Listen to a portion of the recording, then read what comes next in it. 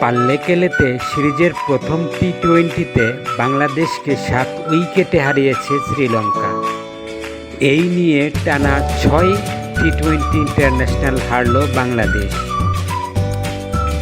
টসে হেরে ব্যাট করতে নেমে বাংলাদেশ নির্ধারিত 20 ওভারে করে 154 5 উইকেটে। উদ্বোধনী জুটিতে বাংলাদেশ প্রথম 5 ওভারেই করে 46 রান, কিন্তু ব্যাটারদের ব্যর্থতায় পরের 15 ওভারে আসে মাত্র 108 রান। বাংলাদেশের পক্ষে পারভেজ হোসেন ইমন সর্বোচ্চ 38 রান করেন 22 বল থেকে। মোহাম্মদ নাঈম শেখ 32 রানে অপরাজিত থাকেন 29 বল থেকে।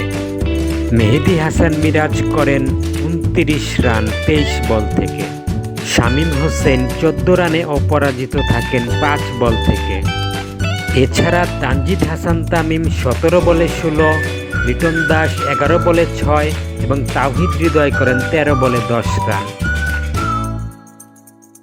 শ্রীলঙ্কার পক্ষে থিকসানা নেন 2 উইকেট। এছাড়া থুসারা, সানাকা এবং ভ্যান্ডারসে নেন 1টি করে উইকেট।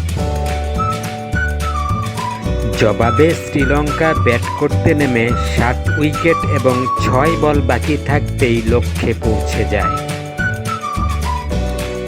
দলের পক্ষে কুশাল মেন্ডিস 51 বলে করেন 73 রান। এছাড়া পাথুম নিসাঙ্কা করেন 16 বলে 42 রান।